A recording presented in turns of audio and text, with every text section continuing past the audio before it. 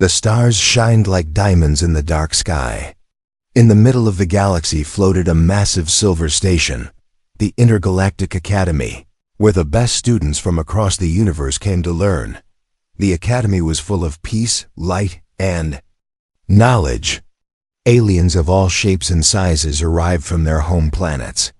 Some floated gently with wings, others glowed with light. There were students with crystal skin, cloud-like bodies, and some with more than 6 arms. All of them were excited. This was the place where future leaders, healers, and scientists were made. A tall alien with blue skin and silver eyes whispered, "I heard this year's class includes someone from a Deathworld." Gasps filled the air. A Deathworld? That meant a planet where life was dangerous, wild, and painful. Most students had never even seen someone from a Deathworld. The peaceful aliens didn't understand how anyone could live in such a place. Suddenly, the docking gate opened. A strange sound filled the air, heavy boots. A single figure walked in. His body was strong, his eyes alert. His uniform was slightly torn at the sleeve, showing an old burn scar. A strange red bag was slung over his shoulder. He looked tired, but not weak.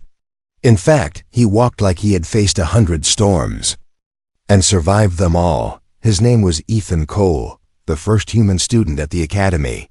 The aliens stared. Some stepped back. Others whispered nervously, "Is that blood on his boots?" One soft-voiced alien asked. "No," said another. "Think that's earth mud, real dirt, disgusting." "But look at his eyes," someone else said.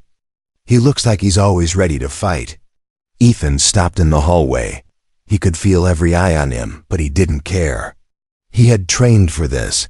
Earth's training was not soft like here. Back home, pain was normal. Bleeding was normal. Even dying was sometimes expected. He looked around and gave a small nod. "Nice place," he said in a calm voice. No one answered. He walked to the student counter. A soft-skinned, jelly-like alien handed him his welcome packet with shaking hands. Welcome to the Academy, Ethan Cole," it said. "Thanks," Ethan replied, giving a polite smile. He turned and started walking to his quarters. As he passed, a small alien named Zirak, who looked like a floating sea sponge, floated beside a tall green student. "He's not like us, he's full of scars. What is in that red bag he's carrying?" "I heard humans carry sharp things, tools, even fire in tiny boxes," the green one whispered. "What if he hurts someone?" Zirak asked. "He's from a Deathworld," the other replied. "Hurting is probably normal for him." But the truth was something else entirely. That red bag Ethan carried? It was not a weapon bag. It was a first aid kit. Inside were bandages, antiseptic sprays, pressure tools, bone splints, and a few sharp needles, not to hurt, but to save lives. Back on Earth, help doesn't always come. So humans learn how to fix each other. Ethan had saved his sister's life at age 13 with just that bag in his hands. That's what Earth teaches: survive, no matter what. Later that night, Ethan sat alone in the cafeteria. His food was simple, just a protein bar and water. Aliens around him ate glowing fruits, floating soups, and energy cubes. But Ethan didn't mind. He had eaten worse. A few students sat far away, watching him. One said, "He doesn't speak much." Another replied, "Maybe humans don't need to talk, they just act." In his room, Ethan placed the red kit on his bed. He opened a small notebook and wrote, "Day 1, arrived safely. No one speaks to me yet. That's okay. They're scared. Maybe one day they'll understand. I'm not here to hurt. I'm here to help, even if it hurts." Far above, in the teacher's tower, a hologram of Ethan's file floated in front of an old alien professor. "Earth. Deathworld, Class 5, the professor whispered. "Why would the council allow this?" Another teacher, older and wiser, said softly, "Because the galaxy is changing. And only Deathworlders can survive what's coming. The screen zoomed in. On Ethan's face, eyes full of quiet pain. A body trained for war, and a mind full of secrets. Asterisk, the classroom shimmered with clean white lights. The walls were soft and glowing, changing color with the mood of the students. This was not a place of pain or fear. It was a place of harmony, where young minds from across the galaxy came to learn about medicine, healing, and the art of saving life without violence, without pain. Inside the room, dozens of alien students floated or sat quietly, their eyes wide, full of hope. Today was their first lesson in interspecies medical response. A large round teacher, shaped like a glass orb filled with stars, hovered at the center of the room. Her name was Professor Halixa, and her voice was like a song. Welcome. Dear students, she said warmly. Here, we treat injury not with pain, but with understanding. You will learn to use light to heal, sound to calm, and energy fields to repair. There is no need for blood or cutting. Pain belongs to the past. Many students nodded, smiling. They were excited. Healing was a noble art on their peaceful planets. Then the door opened. Heavy boots stepped inside. Again, that sound. Thump, thump. Ethan Cole walked in, wearing the same dark uniform. The red bag was still slung across his back. He looked around the bright, quiet classroom and sighed. He had seen battlefields less clean than this room. Every alien stared at him, then quickly looked away. His scars were easy to see in the bright lights. His face was calm, but alert, always watching. Ethan found a seat near the back, sat down without a word, and placed his red bag gently beside him. His fingers rested on the zipper, as if ready to open it at a moment's notice. Professor Halixa paused, the lights inside her body dimming slightly. Ah. Yes, our Deathworld guest, she said slowly. Mr. Cole, you are welcome here. Thanks, Ethan replied in his quiet voice. I'll try not to bleed on the carpet. A few students chuckled nervously. Most stayed silent. The lesson began. Images floated in the air, pictures of alien bodies, energy scans, pulse rhythms. Students practiced sending healing waves from their fingertips. Some used soft blue bands of light to heal tiny cracks in test models. One alien shaped like a cloud used scent-based medicine, releasing calming smells that made the air warm and gentle. Ethan watched, but said nothing. He didn't try any of the glowing tech. He didn't even raise his hand. An hour passed peacefully. Then it happened. A young alien girl named Vetra Small, with glowing blue skin and thin wings, suddenly gasped. Her eyes widened and her hands clutched at her side. Before anyone could react, she collapsed to the floor, trembling. Gasps filled the room. Her skin flickered and glowed wildly. A few students stepped back in fear. Someone screamed for help. Professor Halixa floated over in a panic. She's going into neural shock. Her system is collapsing. Use the healing light, shouted another student. It's not working. Cried a second. She's losing too much fluid. Her wings look. But then Ethan was already moving. He pushed through the crowd without asking and dropped to his knees beside Vetra. In one motion, his red bag was open. The soft glowing light of the classroom suddenly felt cold and useless. Back up, he said sharply. I need space. What are you doing? Halixa shouted. You're not trained for her biology. I've seen worse, Ethan said flatly. She's bleeding inside. If we wait, she dies. The aliens watched in horror as Ethan pulled out metal tools, white cloth, and something sharp. Was that a needle? He placed his hand on Vetra's chest. Her pulse was fast and weak. Compression wrap, he muttered. Need to stop the swelling. He tore open a sterile packet and wrapped her thin torso quickly but gently. Blood, blue and shining, was leaking from a tear near her ribs. Ethan didn't hesitate. He pressed gauze against the wound. Vetra groaned in pain. She's awake. That's good. Ethan said. "She can feel it. Don't hurt her." A student cried. Ethan looked up, his eyes calm but hard. Pain means she's still alive. With practiced hands, he sterilized a thin tool and injected something near the wound. Vetra winced, but her breathing slowed. "She's stabilizing," he said. "Someone get me a heat blanket." Her temperature's crashing. The professor floated backward, stunned. No one else moved. I said blanket. Ethan barked. Finally. A student ran to get one. 2 minutes later, Vetra was breathing normally. Her glow returned to a soft blue. She opened her eyes slowly and whispered, "What happened?" Ethan wiped the sweat from his forehead. "You fainted. Internal bleeding. I patched you up. You'll be okay." The room was silent. "Professor." Halixa floated closer, looking at the tools scattered around him. No light, no sound waves, no neural calmers. Just cloth, metal, and pain. Ethan looked at her, his voice quiet again. "Back home, we don't have glowing crystals or floating med pods. We stop bleeding first. We ask questions later." Zirak, the sponge-like student, stepped forward. "You stabbed her. You cut her." "Open." "I saved her," Ethan replied. "It hurt. It had to." The room stayed quiet. Finally, the professor spoke again. "Your methods are barbaric, crude, ancient." "Maybe," Ethan said, picking up his tools and placing them back into the red bag. "But she's still alive." As he walked back to his seat, every eye followed him. Not with fear now. With something new. Respect. And maybe a little fear. Because for the first time, they understood the human didn't fear pain.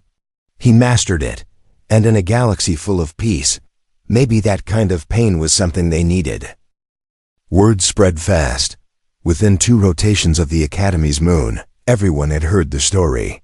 The human, the Deathworlder, had saved a classmate, not with healing lights, not with calming sounds, but with sharp tools, cloth, and blood. Alien. Students whispered about him in low voices. They kept their distance but stared whenever he passed. Some were curious. Others were frightened. Most were both. In the Academy's Hall of Learning, students from hundreds of species gathered to study. In peace. But now peace had a shadow, and that shadow walked in heavy boots and carried a red bag full of metal. Zirak, a soft-bodied sponge-like alien, couldn't stop thinking about what he saw. The human had pushed a needle into Vetra's skin. He had pressed down on her wound until she screamed. He had moved like someone who had done it before, many times. Zirak had never seen pain before. Not real pain. His people lived on a floating cloud world where even sadness was considered dangerous. Pain was something from old stories, not something you watched up close. But now he couldn't stop thinking, why do humans use pain to heal? Why do they learn by hurting themselves? That question burned in Zirak's mind. He had to find out the truth. So he made a plan. That night, after the Academy lights dimmed and most students entered sleep stasis, Zirak floated through the quiet halls. He had tracked Ethan's schedule all day. He knew the human went to the old simulator room on level 9 after classes. It was rarely used anymore, too primitive for advanced species, but Ethan liked it there. Zirak floated silently, staying out of view, hiding behind support beams and hallway curves. When he reached the simulator room, the door was half open. He peeked inside and froze. Ethan was shirtless, sweat covering his body. He was running hard on a moving surface, a treadmill from Earth. Every few minutes, he would stop, drop to the floor, and start doing push-ups until his arms shook. Zirak was horrified. What was this madness? After another round, Ethan stopped and bent over, breathing hard. His chest heaved. Then he walked to the wall and pressed a button. A metallic arm dropped down with a padded glove at the end. Zirak's eyes widened. The glove suddenly punched Ethan in the ribs, hard. Ethan grunted but stayed on his feet. Again and again, the machine kept hitting him while he adjusted his stance, as if learning to stand better with each blow. Zirak almost screamed. This wasn't training. This was torture. Then something even worse happened. Ethan turned off the machine and sat down. His rib was swelling. He opened the red bag. He looked calm. With slow, careful hands, Ethan took out a cold spray and a support wrap. He examined the bruise. He pressed on it, watching his own reaction. Then he smiled slightly. Zirak couldn't take it anymore. He floated into the room. "Why are you hurting yourself?" he shouted. Ethan looked up, surprised but not angry. "You were watching. I didn't mean to. Why would you let something hit you? Why are you bruised on purpose? This is madness."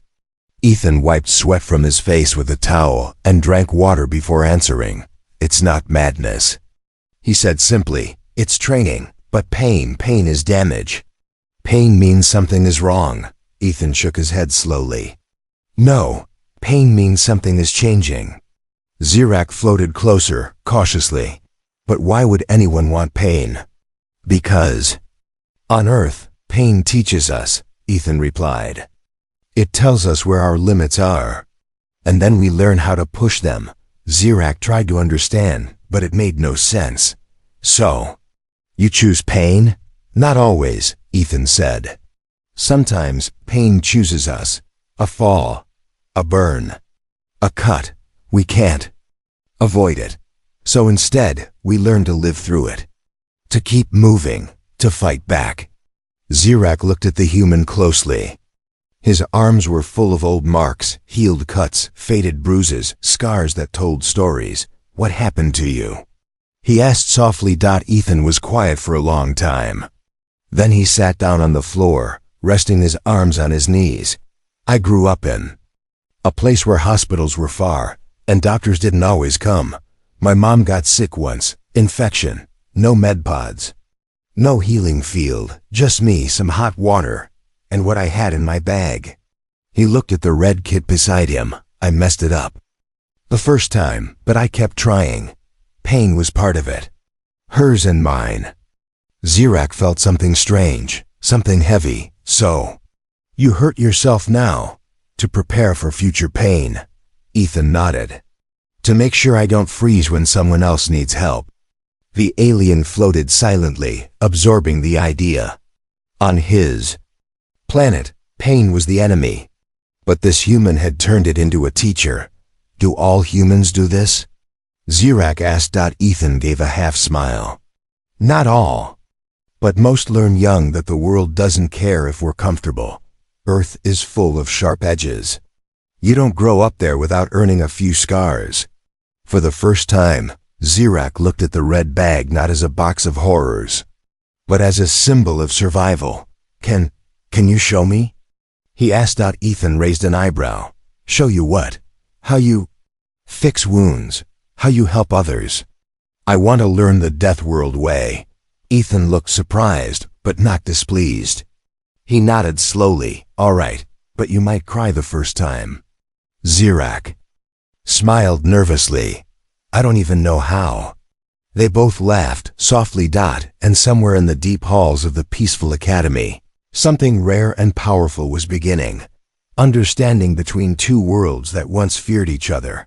One soft, one strong, one peaceful, one scarred, but both learning. Together.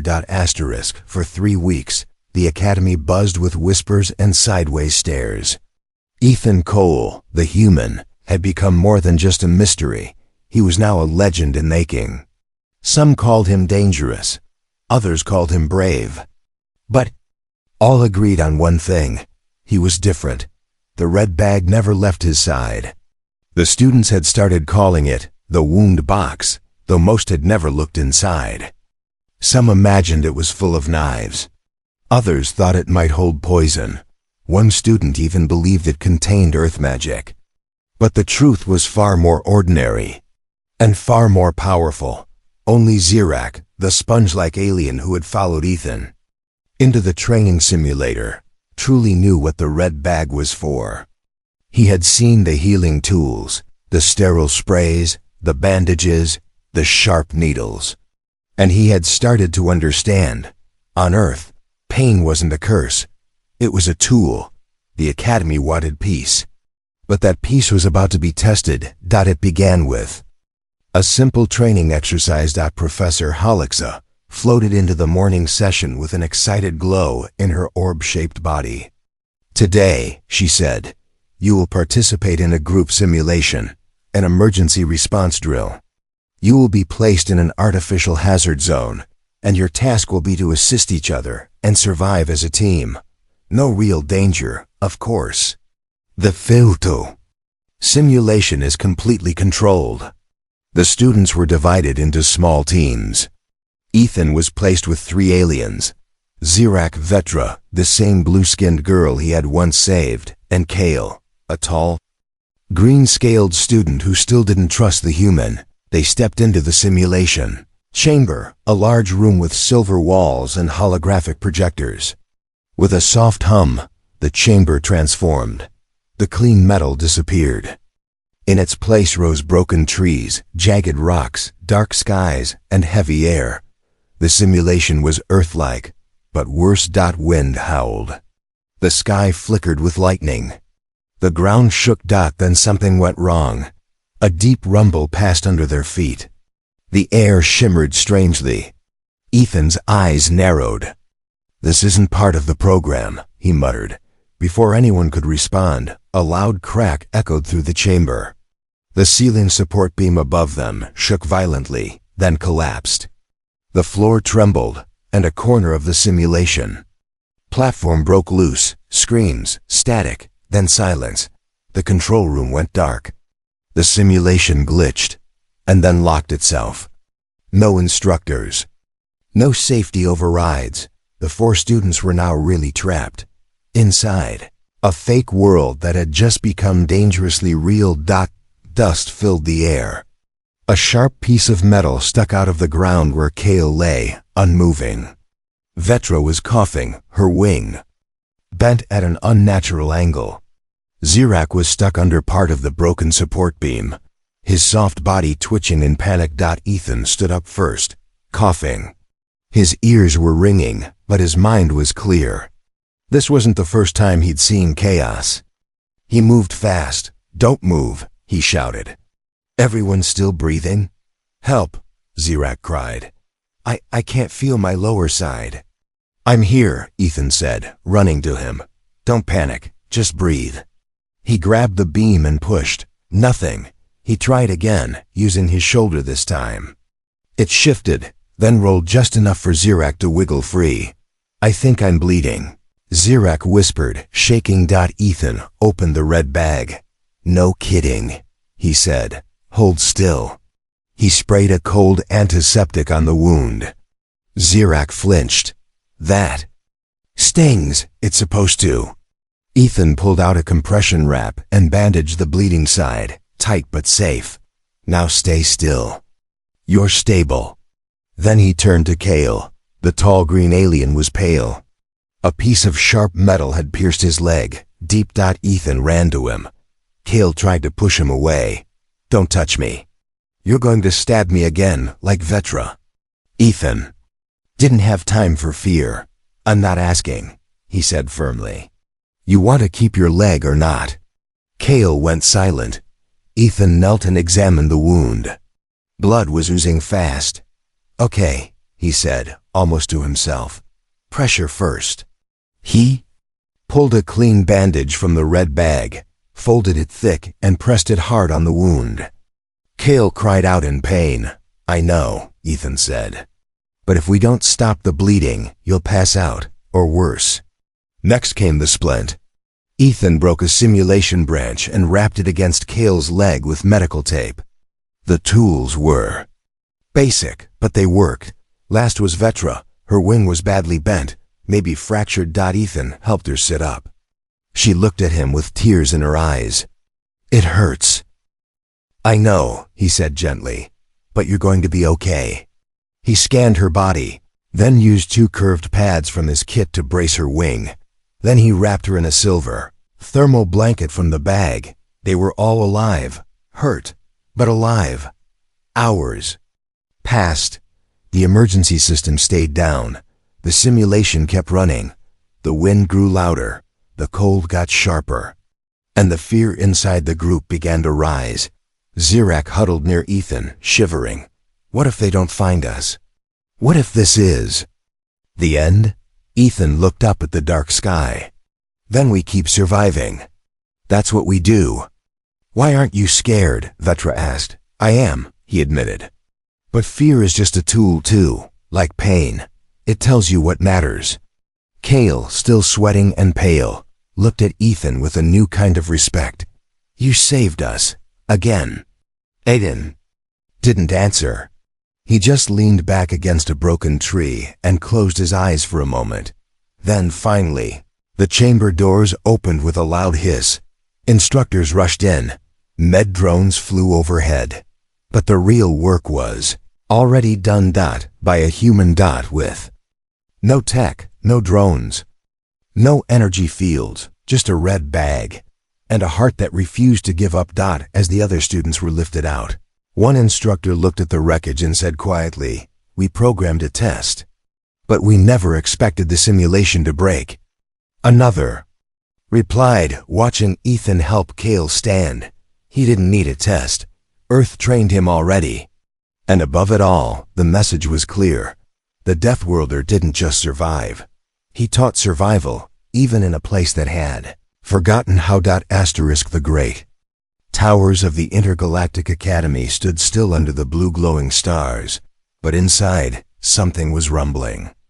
Not from the walls, not from the wind or the engines. This time, the storm was coming from inside the minds of the people. The Deathworlder had saved lives again, and now, not everyone was happy about it. Ethan Cole, Earth's first student at the Academy, had returned from the simulation chamber with 3 injured classmates. All were alive, thanks to him. He had acted fast, used simple tools, and taken charge like a trained soldier. And that was the problem. To some aliens, he was a hero. To others, he was a warning. In the tall white room of the Galactic Council, voices echoed like thunder. He acted without permission, shouted a deep-toned alien with silver scales. He used metal tools, cutting tools. He stitched flesh as if we were animals. Another, floating like a giant jellyfish, pulsed softly. But he saved them. Without him, the other students would have died. That's not the point. The Silver One snapped. He brings danger with him. Look at what happened. The simulation broke, yes, but he responded like a soldier, not a student. The room was filled with leaders, professors, and old minds who had lived through peace for centuries. They came from soft worlds, quiet skies, and calm societies. Pain was a memory to them. Fear was a story for children. And now here was a human. A species built on pain, fear, and survival. Walking among their young ones. At the center of the room sat an ancient being, known only as the Speaker. It was a creature of light and crystal, thousands of years old, its voice like wind and fire combined. "Let us hear all voices," the Speaker said calmly. "We judge not only what has been done, but what it means." Zirak floated forward, slowly, small among the tall shapes around him. He was still wearing a wrap over his side, where Ethan had saved him during the simulation collapse. I was scared of him at first," Zirak said, his voice shaking. "I thought he was a danger. I thought he would hurt us. But I was wrong." He looked up. "When everything broke, when we were alone in the simulation, he didn't freeze. He didn't run. He helped us. He bled for us. If that's dangerous, then maybe danger is what we need." Some council members frowned. Others shifted nervously. Then Kale stood. His legs still healing, he leaned on a support cane but spoke clearly. "He pushed a rod through my leg," he said bluntly. "It hurt, a lot. But I can walk now because of it." He paused. "I hated him. I thought humans were savage. Now I think Maybe they're just honest. They don't hide from pain like we do. They meet it. Whispers filled the room. Then Professor Hullixa floated forward. She had once called Ethan's methods barbaric. But now she looked thoughtful. "I've taught healing for 200 years, she began. "I've watched generations master energy, medicine, sound wave repair, and cellular commerce. But I forgot something. I forgot that not all life is peaceful. Not all wounds are quiet." She turned to the council. "Maybe our students need to see how healing looks without comfort, without tools, without safety." "But at what cost?" another counselor shouted. "This is the Intergalactic Academy, not a Deathworld training camp." The room grew louder, voices rising.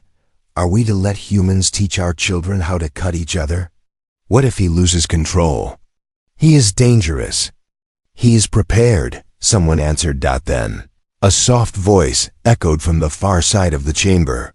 Ethan Cole had entered. He didn't ask to speak. He just stood near the door, calm, his red bag slung over his shoulder as always. "I didn't come here to change anyone," he said. "I came to learn, but where I come from. Learning looks different. Silence. Ethan stepped forward. "Pain taught me to think. Hunger taught me to move. Loss taught me to fight. We don't like pain. We just know it exists, and we face it." One of the counselors, an old being made of glowing wires, spoke slowly. "Do you believe pain makes you better?" "No," Ethan said. "Pain makes you real. What you do with it, that's what makes you better."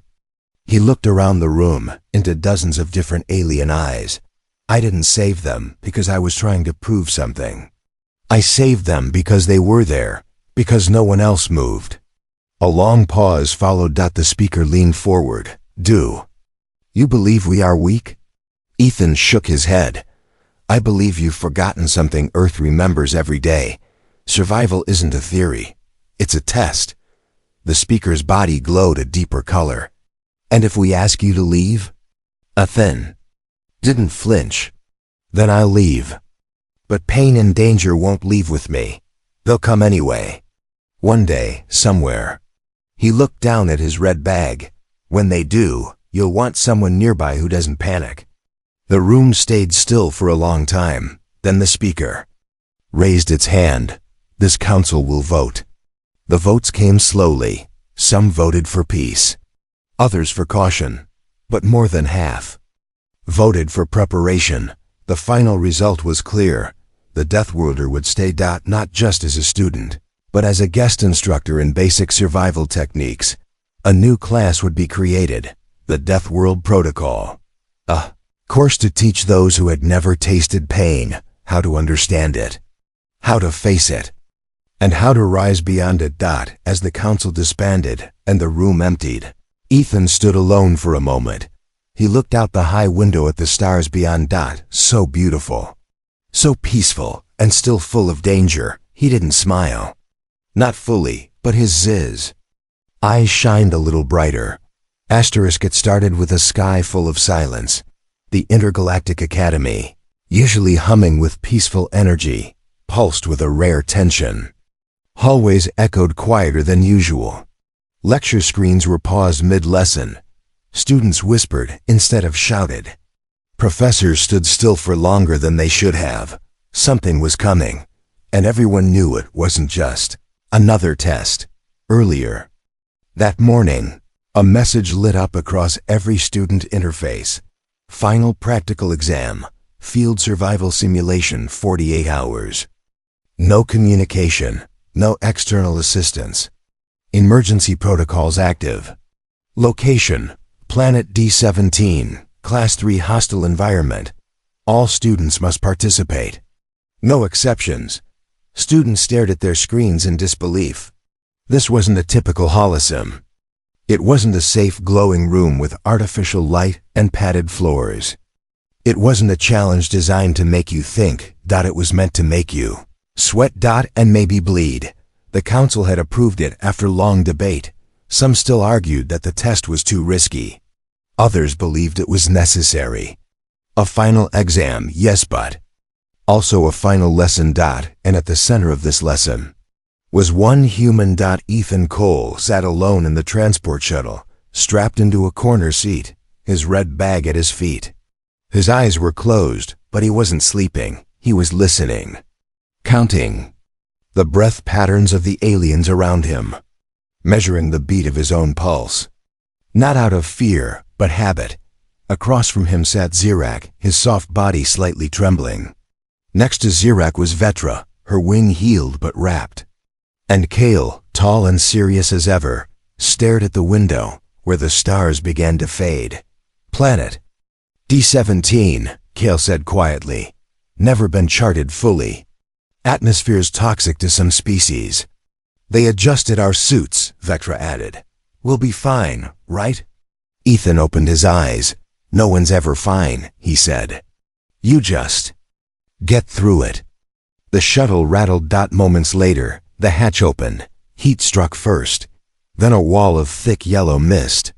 Strange wind howled low and steady like something was breathing through the trees. The landscape was twisted, sharp rocks, broken terrain, and unfamiliar vegetation that moved when it shouldn't.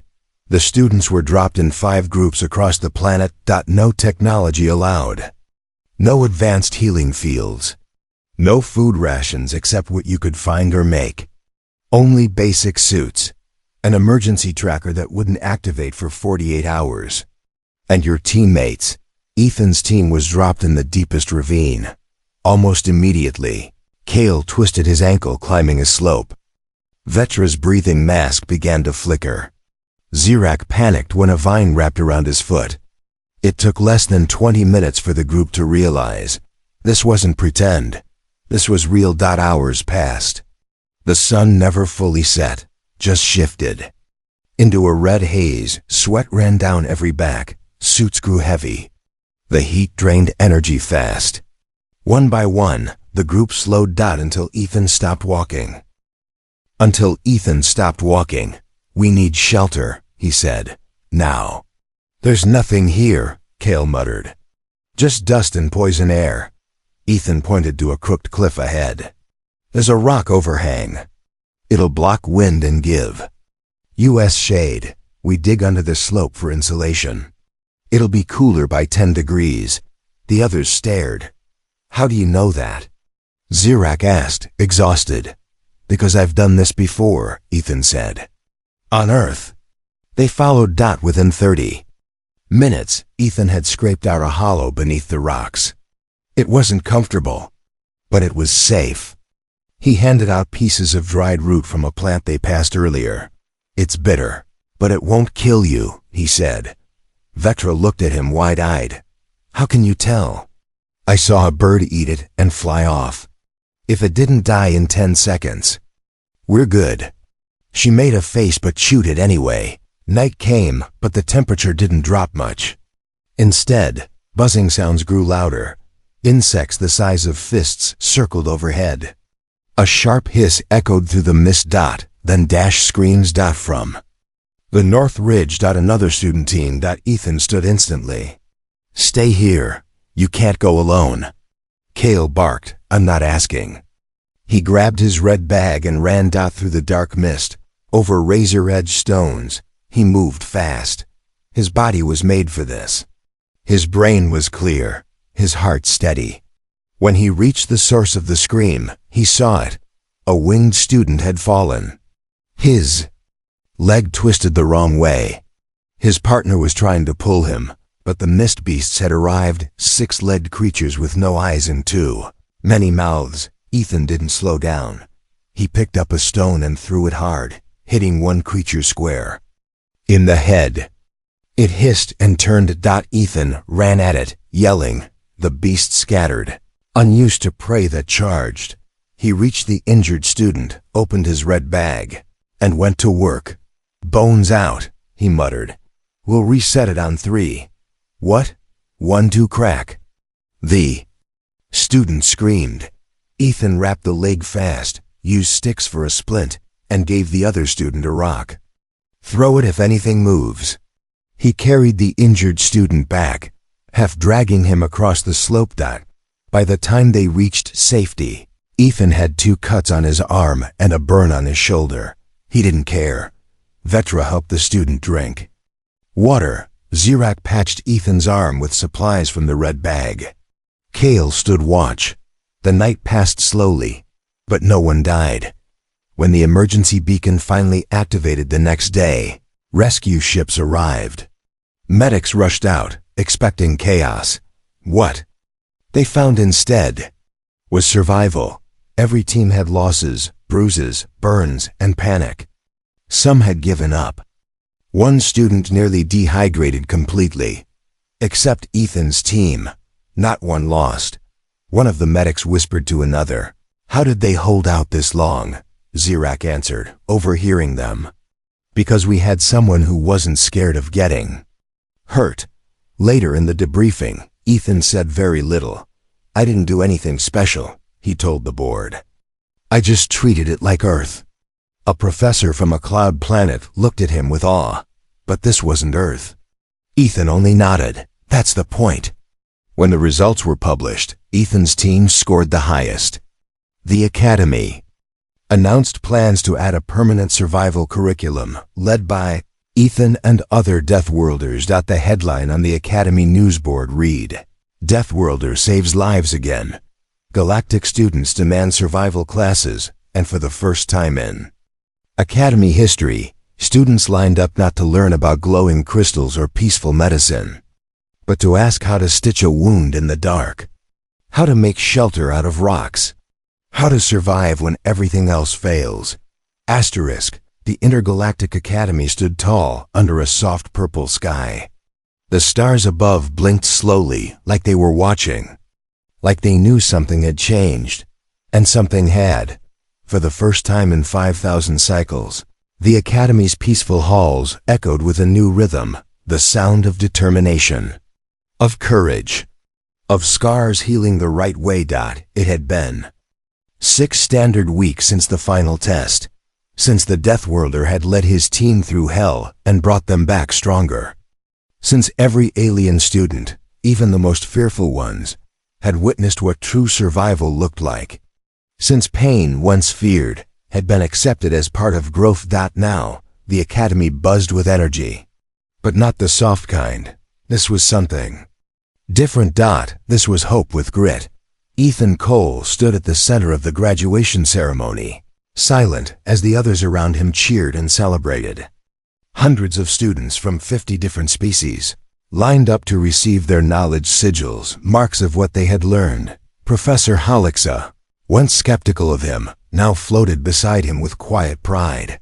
Healing isn't just light and comfort, she said softly. You reminded us of that. Ethan nodded, his red bag still over his shoulder. You always had the knowledge, you just forgot the edge it needed. Halixa tilted slightly. And you gave it back? No. Ethan replied. They took it back when they were ready. He wasn't trying to be wise. It was just truth. Across the hall, Zirak was floating proudly with his new patch, Field Medic, Level 1. It was the first time in his species' history that a soft-bodied being had ever completed a survival module. I didn't even know I could bleed, Zirak had joked earlier. Now I know how to stop it. Next to him, Kale leaned on a walking stick, a mark of the injury he'd earned and the healing that followed. He no longer looked at Ethan with suspicion. He looked at him like a brother. And Vetra? Her wings were whole again. But she still wore the support braces Ethan had designed. Not because she needed them, but because they reminded her of what it took to fly again. A large holographic display floated over the ceremony, showing memories from the training missions, including the survival test. It paused on a frozen frame. Ethan, kneeling over a wounded alien, red bag open, hands stained, eyes focused. Students clapped. Some cheered. Some just watched with quiet admiration. At the end of the ceremony, the Speaker of the Council rose from its chair, its body glowing with memory light, and addressed the Academy. Change is painful, it said. But sometimes, it is the pain that teaches us the truth. For too long, we believed peace would protect us. But peace without preparation is weakness. Today, we honor a student who reminded us of that. The speaker looked at Ethan, Earth, sent us a Deathworlder. We feared him, we doubted him. We debated his presence. The speaker paused, but now, because of him, every first-year student will learn how to bind a wound, how to survive in the wild, how to keep others alive with nothing but their hands and their will. The galaxy will remember this. Not as the year we welcomed pain, but as the year we stopped pretending it didn't exist. A long silence followed. Then, the entire room stood, aliens of every kind, glowing, scaled, winged, soft-bodied, silicon-skinned, all rose in silent honor. Ethan didn't smile. He just nodded. Then, without a word, he walked off the stage. Later, in the courtyard under the pale moons, he sat alone on a stone bench. He reached into his red bag and pulled out a tiny book. Handwritten. The cover was worn. It was titled, First Aid, The Deathworld Way. He opened it and added a final line in small, neat letters. Legacy is not built from comfort. It's built from what we survive and what we teach others to survive too. As he closed the book, someone approached quietly. It was Zirak. He was holding a small glowing stone, the symbol of a full academy graduate. Going somewhere? Zirak asked. Ethan stood.